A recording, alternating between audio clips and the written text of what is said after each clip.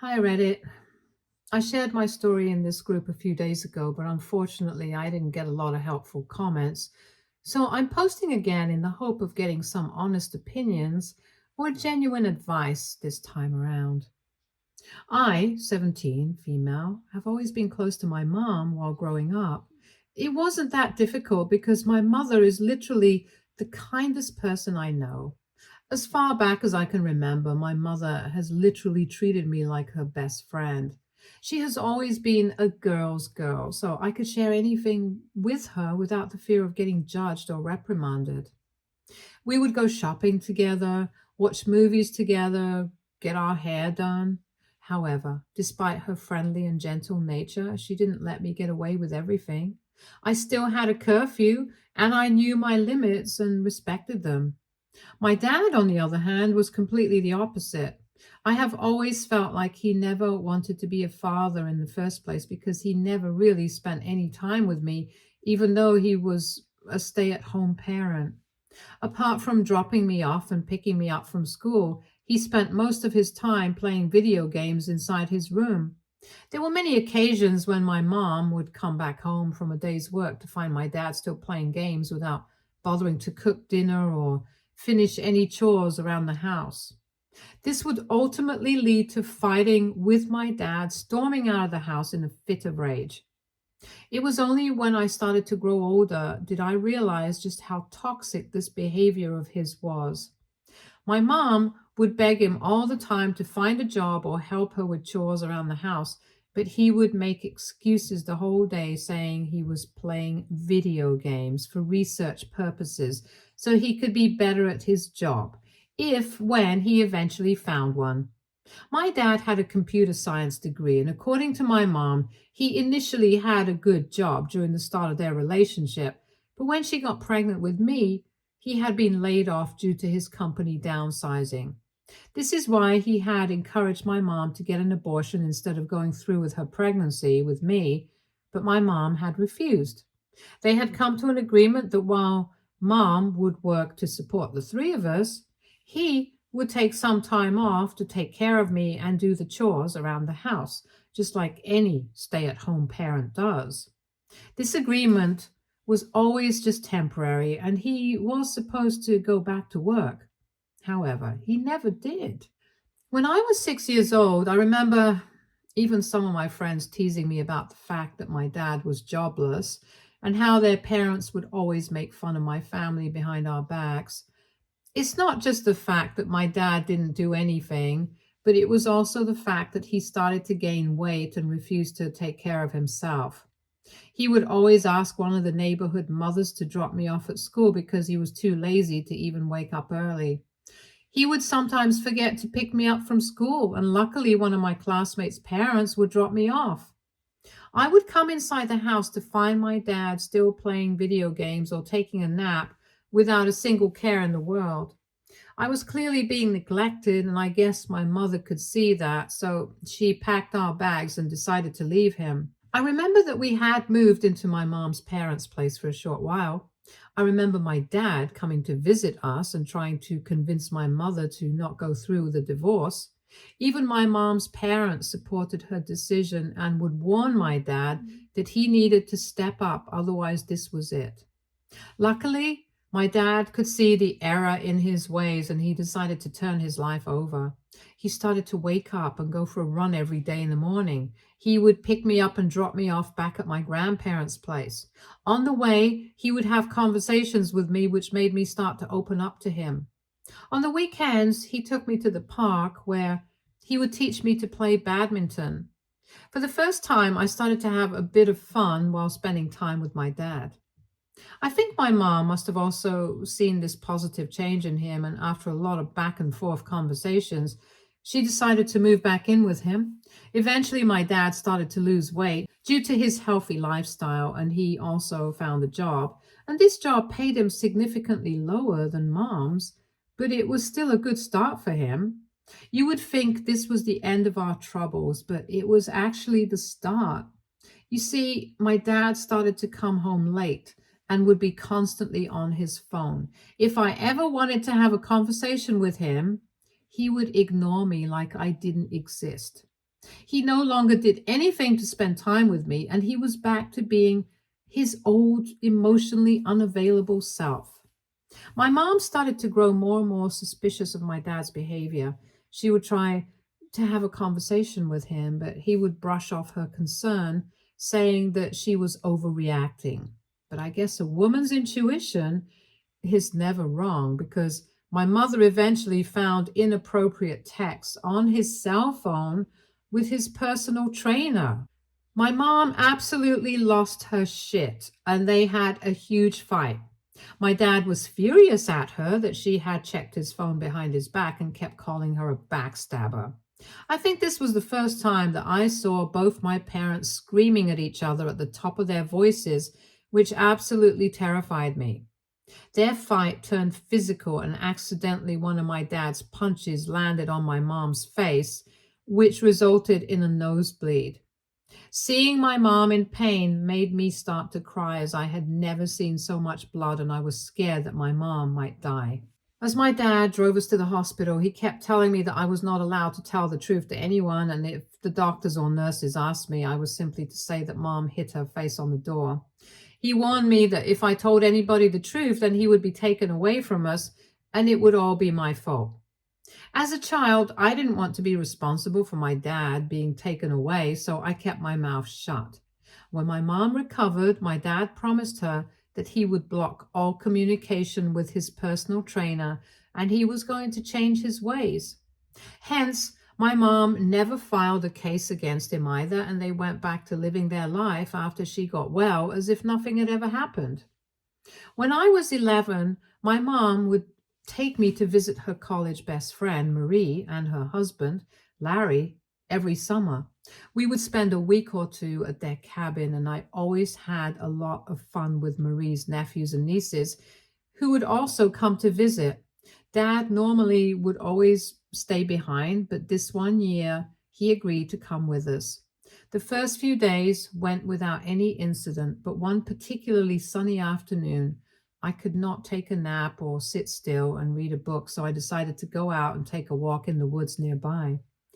I wish I would not have done that, because I found my dad making out with Marie. They were not even hiding it, and if my mom or Marie's husband would have walked into the woods at that time, they could have easily spotted them. I was so scared after what I saw that I ran back as quietly as I could. I felt like puking as I realized exactly what I had witnessed. I was afraid about what to do, as I didn't want my dad to get angry at me, but at the same time, I didn't want to betray my mom.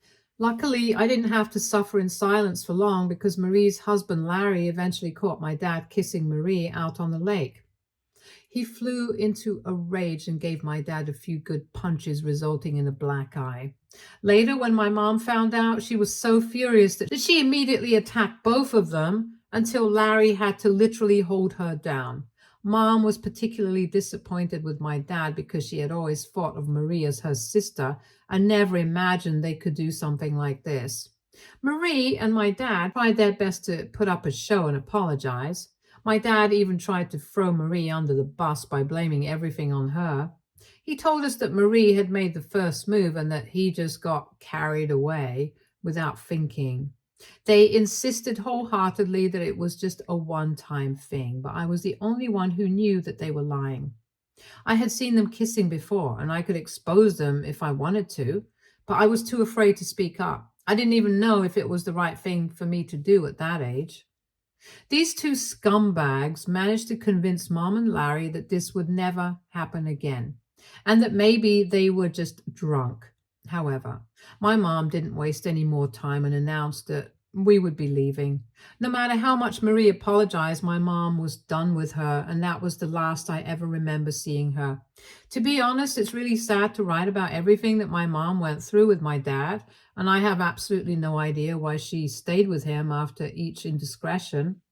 I wish she would have left him back then, as it would have not really hampered our life in any way. When I was 16 years old, my mother suffered a serious stroke while she was driving. Luckily, although she survived the fatal accident, she was never really the same. Overnight, our lives changed completely, As my mother became bedridden, needing to recover from a spinal injury she sustained in the accident, she couldn't get up on her own or walk properly, and any small movement caused her extreme pain and discomfort. My grandparents took turns coming over and staying with us for those few months to help take care of my mom. I am glad that they did because my dad had to work the whole day and didn't want to hire a full time nurse. I tried to help my mom as much as I could at that age. Every day I would come home from school and sit with her for hours talking to her while she drifted in and out due to her strong medications. I would help change her diapers and would rub her feet. Just after 2 months, my dad started to complain about how expensive everything was around the house now that mom wasn't working and how mom's insurance was not covering her bills enough. This really pissed me off as I had watched my mom do so much around the house. And the one time when she needed us, he was trying to complain. My grandparents offered to help my dad with a few $1,000s from their retirement fund. In fact, my grandmother even gave my dad some of her jewelry so he could pawn them and use the money to take care of my mom. However, as the months went by, my dad continued to complain and take money from my grandparents whenever he could, all in the name of taking care of my mom or paying the rent and other bills. I knew the kind of person my dad was, hence, I started to grow suspicious of him. And this is how I noticed that he was chatting a lot with someone on his phone, just like he used to do before. It was very easy for me to come up with a plan to check his messages through his MacBook to find out what was happening with him. And this is how I discovered that he was in constant touch with a woman named Angie. Obviously, I didn't go through the messages as that would have been highly inappropriate. But from their last few messages, it was clear that my dad was cheating on my mom yet again.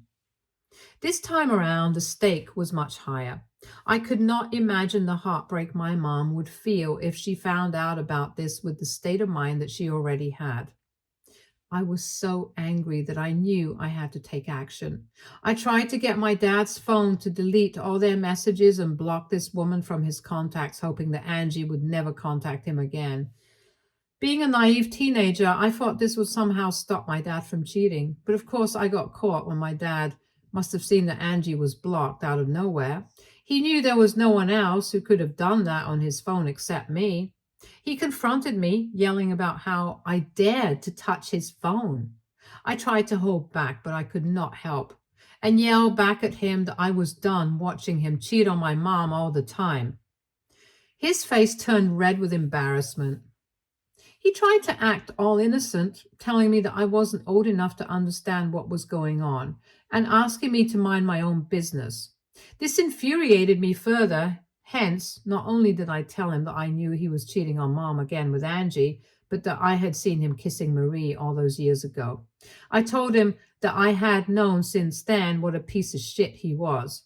My grandmother walked into the living room, looking concerned, to check on us after hearing our heated argument.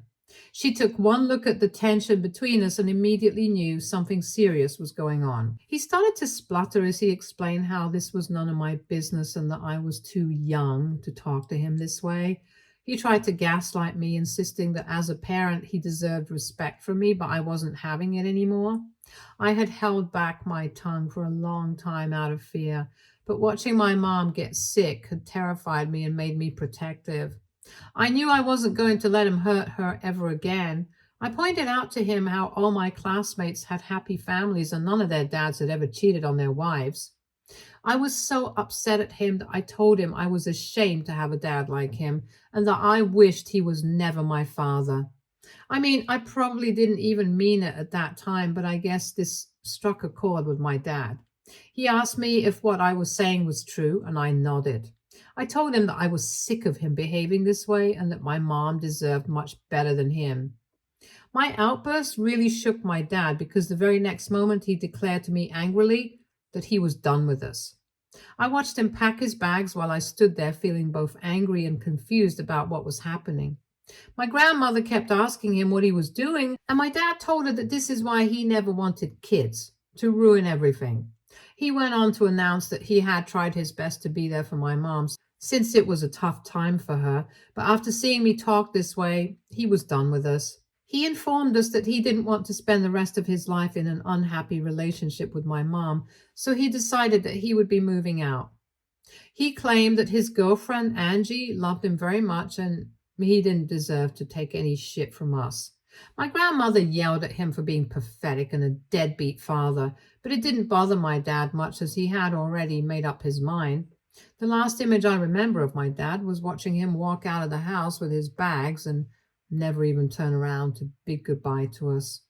Everything happened so fast that I did not even have time to react to the situation. I knew I had spoken my truth, but watching my dad walk out on us was still hard on me. Honestly, I had never imagined that he would actually leave. I burst out crying and blamed myself for making him move out. However, my grandmother assured me that it wasn't my fault. She said my dad was just a loser who had been looking for reasons for a long time to leave us and that this had nothing to do with him. I found this hard to believe because it was me who had shouted at him. I was so upset that I had not even realized that I would have to break the news to my poor mom. I started to cry even more as I didn't want to break her heart and hamper her recovery in any way. We waited for my granddad to arrive so we could together talk with my mom and gently break the news to her. Surprisingly, my mother took the news a lot better than I expected. She looked shocked and tried to call my dad several times, but he never answered. After a few minutes of processing her emotions, I guess she must have seen the fear in my eyes because she then asked me to come closer so she could hug me. She reassured me that I had nothing to worry about and that she had always known he was a coward. I broke down on her arms and apologized to her for everything, but she told me that she had no idea how much pain I had held back all these years just to protect their feelings. She promised that we would be fine without him. I was a bit relieved that she wasn't blaming me like I thought she would, because I clearly blamed myself and felt extremely guilty for what had happened. Over the next few months, my mother focused on recovering while my grandparents moved in with us to take care of my mom full time. They were an immense help, and I could go to school every day knowing that my mom was being well taken care of. I decided to get a part time job by tutoring a few students, which helped me bring in some money. It wasn't a lot, but I wanted to help my grandparents as much as I could while my mom recovered. Throughout all of this, my dad never called us, even though I tried to get in touch with him several times and sent a few texts apologizing to him.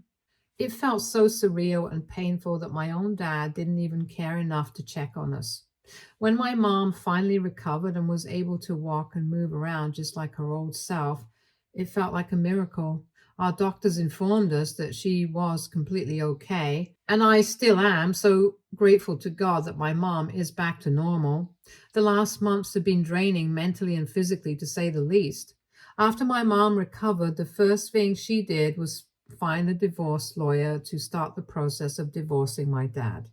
Now, if you're wondering why my dad hadn't filed for divorce yet, despite moving out, it was clear that he didn't want to pay any child support or health insurance. He knew my mom wasn't well, so he was delaying it as long as possible. My mom, however, was finally done with him. When she got the papers, she tried to get in touch with him so she could mail them to him. And this is when my dad, after months and months of no contact, reached out to my mom yesterday and asked her if she was serious about divorcing him after reading all her text messages. My mother informed him that this was indeed very serious and she was getting a divorce from him, one way or the other. As you can guess, my dad, being a lowlife, started begging my mom during their phone calls to not divorce him. He told her that his girlfriend had broken up with him just a few weeks after he left us. He claimed that he had been living alone in a motel, trying to save face in front of us since he was too scared to return. He went on to tell my mom that he always imagined that after she recovered, she would contact him and they could have an honest conversation with each other. He went on to say that he never imagined that she would actually go ahead and file for divorce.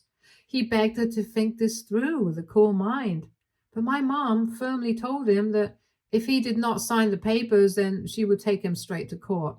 He kept arguing, and I don't know if he ended up agreeing or not. However, since then, my dad has sent me several messages and voicemails blaming me for everything. I have listened to two of his voicemails where he is clearly yelling at me that I ruined his life and that I am to be blamed for his divorce. He goes on to say how he wishes I was never born. I have shown all these things to my mom, who's furious, and has told me that he is just a manipulator who refuses to accept his own mistakes. However, I can't help but feel a bit guilty since I somewhat agree with him. I wanted to write my story on Reddit today and to ask if anyone here blames me as well, just like my dad does for their divorce. AITA for not controlling my anger that day, which made my dad walk out on us. Has anybody else gone through this? My mom loves me a lot, so she might be trying to not blame me in order to protect me from the truth. I don't want to be the reason for her unhappiness. So please be honest in the comments. Update 1. I have been crying while reading all your comments. I cannot imagine that there are so many strangers out there who have been hurt just like I have. And for the first time, I don't feel alone. It's so strange to read everyone's story about their own dysfunctional family because I always thought everybody else's life was perfect. I guess everyone has their own story. Also, some of you have actually blamed me for my parents' divorce, and even though thinking about it still makes me feel guilty, after reading so many stories, I agreed that it was better for me to speak my mind to my dad rather than keep it all in and pretend that he was a good person. I never forced my dad to cheat, and I never asked him to leave us, so that decision is completely on him. Also, just to clarify, just in case it wasn't clear earlier, I am glad that my parents are divorcing. I want my mother to be happy, and I think this time she has really made up her mind. For those who are asking if the house belongs to my mom, it doesn't. We live here on rent, and after all the expenses for her treatment, she doesn't have any assets left. So she won't lose anything in the divorce with my dad. Update 2. It's been a month since I last updated, and a lot has happened since then. First of all, my dad showed up at our doorstep after so many months to apologize to my mom. He looked like he had a rough couple of months and had even grown a thick beard. At first, my grandparents refused to let him in, but my dad kept apologizing, telling them how he just wanted one last conversation with mom. My mom let him in and he started to apologize to her for everything. He broke down as he explained to her how he had time to think these last few months and had realized how my mom was the perfect woman for him and someone he should have learned to cherish a long time ago. He told her how Angie was not even half of the woman she is, and he discovered this only when he moved in with her. He had met her online and had thought that he would have his fairy tale relationship, but it was quite the opposite. They fought a lot, and eventually Angie kicked him out in the middle of the night, leaving him homeless. He knew he could not return back home, so he started to live out of a motel. He would often spend his evenings drinking alone, which would then make him late for work the next day. He explained how he could not keep up with his job and had been laid off a few weeks ago. My dad broke down as he begged my mom that he was done with his ways and he was going to change. I know this all sounds emotional, but knowing how shitty my dad is, I could not help but burst out laughing. Even his tears looked fake and forced. My mother was also not having it, and she smiled and asked him to stop putting on a show. She shoved the divorce papers in his face and told him that he needed to sign them right then and there so she could file them. My dad began to refuse, but my grandparents made it clear that they would investigate his finances and take legal action against him for taking thousands of dollars from them, as well as their jewelry. They were adamant that he couldn't have spent all that money on us and that he must have spent some of his girlfriends. My mom assured him that the more he dragged the case, the more lawyers' fees he would have to pay, since we had more than enough proof of his abuse towards us. My dad had the audacity to turn to me and ask if I was happy with what I had done. He shook his head in disgust, suggesting I should have kept my mouth shut that day. Hearing this, I started to laugh at this absurdness while my mom yelled at him for being an entitled jerk trying to manipulate his way out of the mess he created. I pointed out to him that he had cheated on his wife multiple times, yet now he was trying to blame me for his actions. My laughter seemed to irk him even more, and he glared at me, muttering curses under his breath. My grandfather forcefully handed him a pen and asked him to sign the papers and leave our house. It was refreshing to see my entire family stand up against my dad, and in the end, he had no choice but to sign. My mother promised me that this would be the last time I ever saw my dad, as she did not want him to come near me and further traumatize me. Update 3. Hey guys, it's been a few months since I updated anything here. My parents have finally gotten a divorce. Although it wasn't smooth, I'm just glad that my mom and I are free of him. My dad has been ordered by the court to pay for my college expenses until I graduate, which I think is a good lesson for him since he has hardly ever done anything for me. My mom is much healthier now and has started to regularly exercise to keep a check on her health. To everyone asking why my dad kept blaming me, I have to say that my dad clearly knew how good he had it with my mom and was afraid of losing a dependable partner like her. Instead of being an adult about it, he decided to blame me for absolutely no reason. I see that more clearly now, and I'm even more glad that I spoke my mind to him all those months ago. My grandparents have finally moved back into their place after months of living with us to take care of mom. We visit them every weekend as I have grown every bit attached to them. Mom has started looking for a new job while I'm still tutoring. We may not have a lot right now, but we both agree that we feel much freer than before.